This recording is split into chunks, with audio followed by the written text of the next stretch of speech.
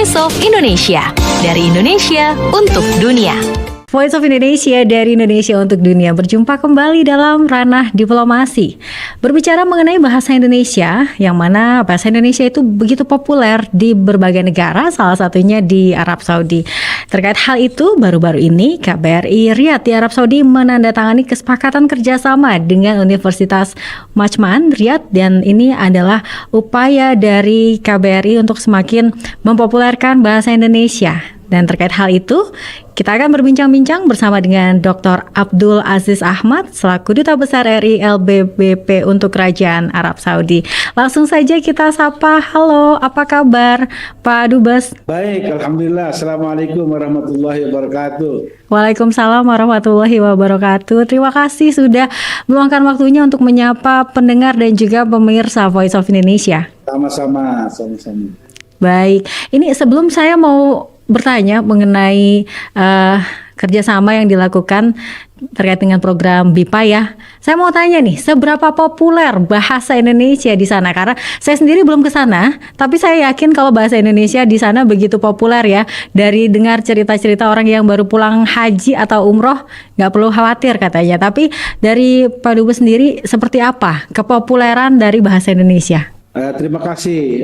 Saya mungkin mengikuti pandangan yang sebaliknya. Setelah selama kurang lebih 1,5 tahun bertugas di sini, melihat saya khawatir justru dengan bahasa Indonesia. Karena apa? Karena bahasa Indonesia di sini hanya dikenali pada saat kita mau ke pasar saja. Ke pasar itu pasar tradisional. Kalau di Mekah itu ada pasar namanya Kakiyah, di Jeddah itu ada pasar namanya pasar Balad ya, Balad atau Corniche. Nah kalau di sana memang bahasa Indonesia itu banyak digunakan, tetapi oleh para penjajah ini, penjaga toko ya. Makanya di sana di Jeddah misalnya ada toko namanya Ali Murah. Ya. Segalanya murah gitu, dan yang biasanya berbicara bahasa Indonesia itu adalah para penjaga toko ya, yang banyak sekali diantaranya orang-orang dari Bangladesh, kadang-kadang dari Pakistan. Nah, orang Arabnya sendiri sedikit sekali yang mengenal dan bisa atau mau bercakap-cakap dalam bahasa Indonesia. Ini yang menurut saya mengkhawatirkan. Karena apa? Karena tambah lama masyarakat Indonesia di Saudi itu tambah banyak. Ya, sebelum COVID memang jauh lebih banyak dibanding sekarang. Tapi sekarang sesudah COVID hilang, jumlah masyarakat Indonesia kemungkinan besar akan bertambah. Kalau kita ingat bahwa jumlah jemaah haji saja sekarang ini 229.000 ya, 229.000. Nah, jumlah orang-orang Indonesia yang melaksanakan umroh setahun lalu sampai sekarang ini itu lebih dari 1.500.000 orang. Ya, itu jumlah yang sangat besar. Tetapi yang saya prihatinkan justru di dalam proses-proses pemberian fasilitasi maupun pelayanan kepada masyarakat Indonesia, sangat-sangat sedikit orang Saudi yang menggunakan bahasa Indonesia. Oleh karena itulah saya tergerak untuk lebih mendorong bahasa Indonesia dikenali oleh seluas mungkin masyarakat Arab Saudi. Nah, oleh karena itulah kami berpikiran agar bahasa Indonesia tidak hanya dipromosikan oleh Kedutaan Besar Republik Indonesia atau Konsulat Jenderal Republik Indonesia, tetapi justru diselenggarakan oleh orang Saudi sendiri. Nah, dalam hal ini kami bergembira ada salah satu universitas yang di Saudi Arabia yang bersedia untuk menyelenggarakan program BIPA ya, bahasa Indonesia untuk penutur asing. Nah, insya Allah kita harapkan kursus BIPA ini nanti akan terus berlanjut dan pada saatnya nanti kita harapkan itu berkembang menjadi jurusan bahasa dan budaya Indonesia di universitas. Oke. Nah, kenapa ini penting? Karena saya melihat hubungan Saudi dengan Indonesia itu sangat lama sekali, dan banyak sekali ulama-ulama Indonesia yang dihasilkan dari tanah suci. Ya, sebut saja yang paling terkenal itu adalah Syekh Nawawi Al-Bantani, ya, yang mengarang ratusan kitab. Ya, dan itu menjadi diantaranya menjadi standar internasional. Itu didikan dari Mekah, ya. Nah, kemudian ada juga misalnya Syekh Mahfud At-Tarmasi. Nah, di sini kitabnya, bukunya itu dijual. Ya, ada 2 jilid buku Syekh Mahfud At-Tarmasi dijual, tapi tidak banyak orang tahu kalau Syekh Mahfud At-Tarmasi itu orang Indonesia. Oh. Inilah tantangan yang harus kita jelaskan kepada masyarakat Saudi bahwa orang Indonesia itu sudah memberikan kontribusi tetapi tidak banyak dikenal.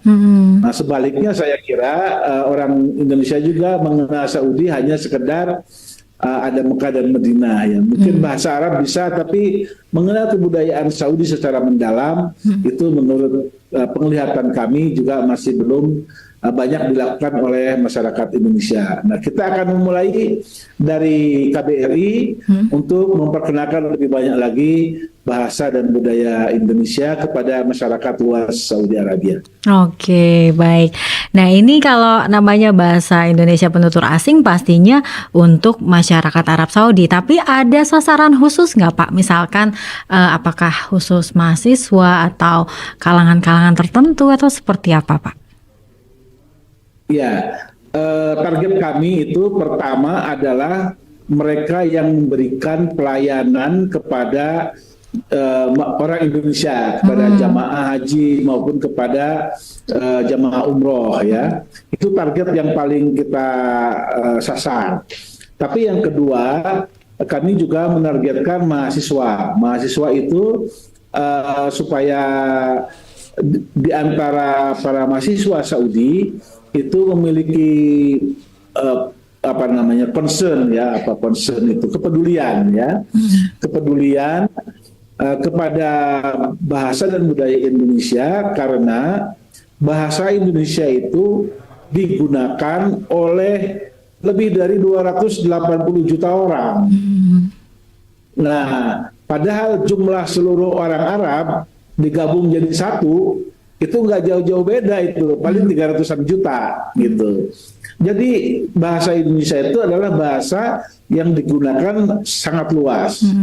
Problemnya di kita adalah bahasa Indonesia memang mungkin belum begitu gencar, ya, disosialisasikan dan difasilitasi untuk dipahami dan digunakan oleh lebih banyak lagi masyarakat internasional.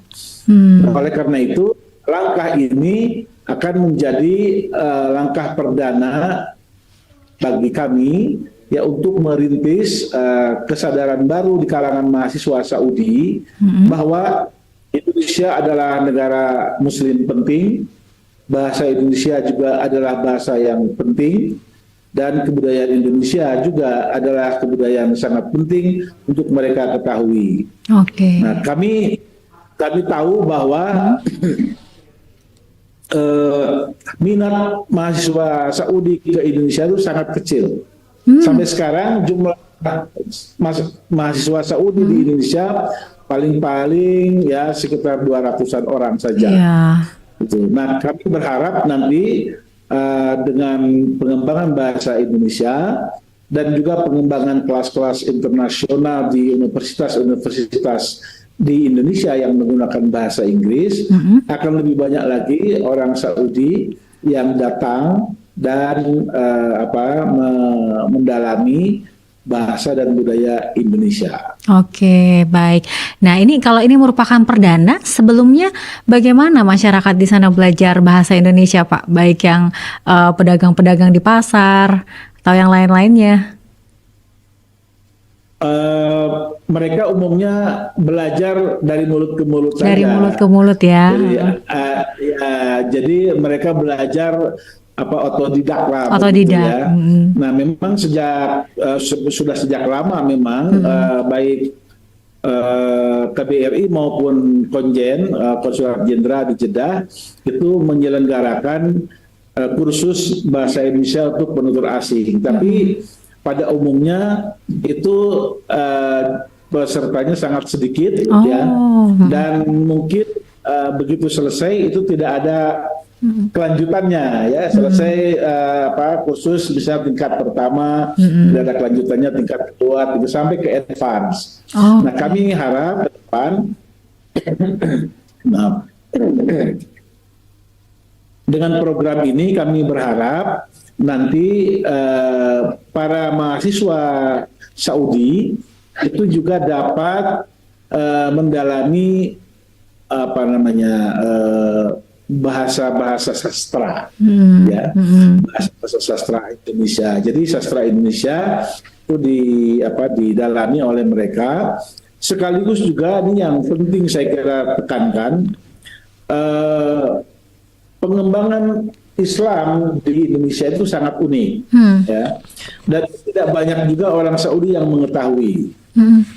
Nah, sebagai masyarakat Muslim terbesar di dunia, tidak banyak orang Saudi yang mengenali bagaimana Islam berkembang di Indonesia, gitu. Dan bagaimana misalnya di masa lalu Indonesia itu pernah menggunakan orang-orang Indonesia pernah menggunakan aksara Arab, ya, untuk menulis bahasa Indonesia, ya. Jadi aksaranya aksara Arab tapi bahasanya bahasa Indonesia. Nah, itu tidak banyak juga orang tahu. Sekarang banyak orang Indonesia yang juga tidak bisa, gitu. Saya masih bisa, ya, menulis aksara Arab tapi dalam bahasa Indonesia. Jadi aksaranya Arab, ya, tapi bahasanya Indonesia, gitu. Nah, itu, ya. Kalau anak-anak muda sekarang mungkin sudah tidak ada yang mengenal. Iya, ya. saya juga baru tahu itu, Pak. Ya, ya. Jadi itulah bagian dari kebudayaan Indonesia yang perlu kita sampaikan kepada masyarakat luas Saudi. Ya. Jadi saya sendiri pernah belajar bahasa Arab, saya lulusan jurusan bahasa Arab, dan pernah juga mengajar bahasa Arab. Tetapi setelah lama tidak saya gunakan dalam kegiatan sehari-hari, bahasa itu lupa, ya, lupa, dan perkembangan bahasa sekarang sangat cepat sehingga saya harus adaptasi, gitu. Jadi daripada salah, saya lebih suka menggunakan bahasa Indonesia. Tujuannya ada dua. Pertama, menghindari kesalahan penggunaan kalimat yang dalam diplomasi biasanya sangat fatal. Kalau salah, ya. Dalam dunia diplomasi kalau salah kata, ya, salah penggunaan kata itu bisa fatal, ya. Nah, yang kedua, tujuan kedua adalah membiasakan orang Arab mendengarkan bahasa Indonesia, supaya mereka juga terbiasa. Nah, ini yang sebetulnya bagian dari diplomasi kami untuk memperkenalkan lebih banyak bahasa Indonesia kepada masyarakat Saudi di sini. Oke, baik. Dan ini tentunya sudah ditunggu-tunggu ya, karena ini diadakannya di universitas secara official juga gitu ya, dan durasi, dan tadi seperti Pak Dubes bilang sudah ada jenjang-jenjangnya gitu ya. Ini bagaimana ini dari respon masyarakat, kemudian juga pemerintah ataupun juga dari universitas? Ini saya yakin nih masyarakat nih pasti banyak yang sudah daftar ya, sudah antusias nih. Ya, kami sudah melihat animo masyarakat Saudi sebetulnya sekarang sudah mulai membaik tentang Indonesia. Dapat dilihat misalnya dari cara mereka menyapa kalau bertemu dengan kita gitu. Mereka berupaya untuk menggunakan bahasa, misalnya apa kabar ya, gitu, baik, gitu. Ya cuma segitu aja. Itu sudah bagus, sudah alhamdulillah.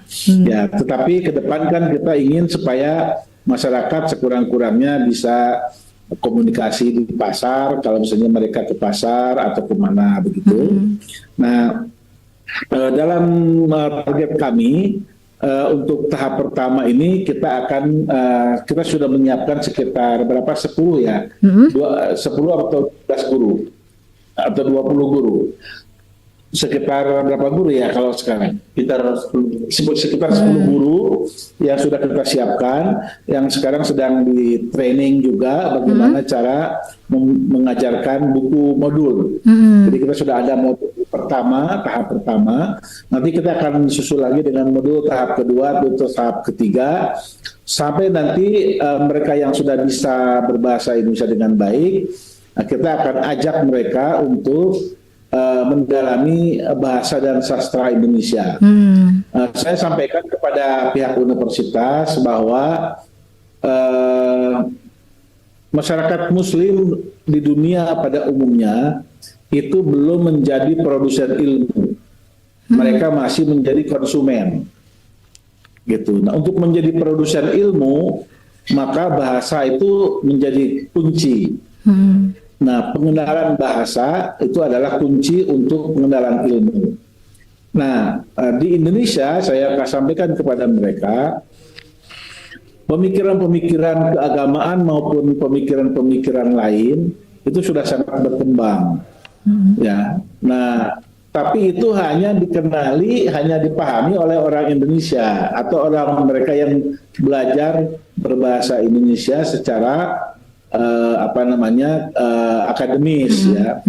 Tetapi masyarakat umum di luar Indonesia itu ya agak sulit ya memahami, apalagi misalnya di Saudi. Tidak banyak orang Saudi yang mengenal pemikir Muslim. Gitu. Misalnya siapa?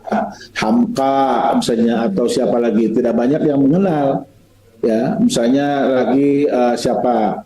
Katakanlah Muhammad Yamin atau Soekarno, atau mungkin yang baru-baru misalnya Abdurrahman Wahid, atau misalnya Nur Khalis Majid, atau misalnya Dr. Sujatmoko ya. Nah, para pemikir atau Sultan Takdir Ali Sahbana misalnya. Betul. Apalagi misalnya mengenali Raja Ali Haji, itu belum ada itu, belum tahu. Nah, ini semua menjadi kewajiban kita untuk memperkenalkan, karena dengan cara begitulah kita bisa memperkenalkan hasil karya pemikiran orang-orang Indonesia. Oke, baik. Karena memang belajar bahasa itu ya nggak lepas dari belajar budaya dan sastranya ya Pak ya. Dan kita juga tentunya mau menunjukkan kalau kita punya pemikir-pemikir ya, agar berkembang kan gitu. Di bawah kapal di bawah lindungan Ka'bah, tenggelamnya kapal Van der Wijk. Begitu mereka harus tahu. Siti Nurbaya, ini kan. Jadi mereka harus mengenali. Nah, ini kewajiban kita untuk memperkenalkan. Insya Allah nanti kita akan berupaya agar setelah Universitas Majma'ah, nah Universitas Majma'ah ini berada di wilayah timur yang disebut dengan Najd ya, Najd. Nah, Majma'ah itu di wilayah timur. Nah, nanti kita akan memilih lagi salah satu universitas di wilayah barat, di wilayah yang namanya Hijaz. Nah, Hijaz itu Mekah, Madinah, Jeddah, itu Hijaz. Sampai ke Taif, ini sini, terus ke Tabuk dan lain sebagainya, itu wilayahnya wilayah barat. Nanti kita akan pilih salah satu universitas seperti Majma'ah yang juga bersama-sama akan kita kembangkan bahasa dan budaya Indonesia. Oke, baik. Ada target nggak Pak? Kira-kira berapa universitas nih? Atau mungkin berapa rombongan belajar gitu, atau berapa universitas ke depannya? Target kami hanya baru dua universitas saja. Dua satu ya? di timur, satu dan di barat. Oke. Ya, nanti kita akan pantau perkembangannya, seberapa banyak animo masyarakat untuk mengikuti kursus ini. Nanti kalau animo masyarakatnya tambah lama tambah tinggi, kami akan KBRI mulai dari sekarang itu akan berupaya untuk menyambungkan universitas ini dengan salah satu universitas di Indonesia yang mau mengasuh ya jurusan bahasa Indonesia di sini. Nah, memang sudah ada untuk wilayah timur, sudah kami pikirkan mungkin targetnya salah satu universitas yang telah mengembangkan buku ajar ya, mengembangkan buku modul itu. Jadi dosen-dosen yang selama ini sudah mengembangkan modul dan digunakan di sini, kita akan ajak kerjasama untuk mengasuh ya agar program ini bisa sampai kepada pembentukan jurusan bahasa dan kebudayaan Indonesia. Nah, selain itu kami berencana untuk memadukan sekolah Indonesia yang kita sudah miliki sebagai pusat kebudayaan. Nah, sekarang ini terus terang kami tidak bisa melakukan itu karena keterbatasan fisik bangunan ya. Di Riyadh maupun di Jeddah itu kita belum punya sekolah yang milik sendiri, yaitu baru nyewa, dan nyewa itu kan seperti nomaden gitu, pindah-pindah ya. Kalau misalnya uang sewanya besar, itu mungkin bisa memperoleh gedung yang baik. Tapi kalau sewanya stagnan, ya kemudian segala sesuatu naik terus, nah ini nanti gedungnya juga akan tidak memadai. Sampai sekarang kami melihat gedung sekolah baik di Riyadh maupun di Jeddah itu belum memadai untuk kita gabungkan atau kita padukan sebagai pusat kebudayaan. Kalau misalnya kita, dan insya Allah saya kira pemerintah pusat juga akan mendukung, ya kita akan membangun pusat kebudayaan ya, tapi gabung dengan sekolah. Kenapa harus gabung dengan sekolah? Itu karena aktivitas sekolah itu sangat menunjang aktivitas pusat kebudayaan. Kalau di sini orang-orang kan lebih banyak bekerja, orang Indonesia lebih banyak bekerja. Nah, yang sehari-hari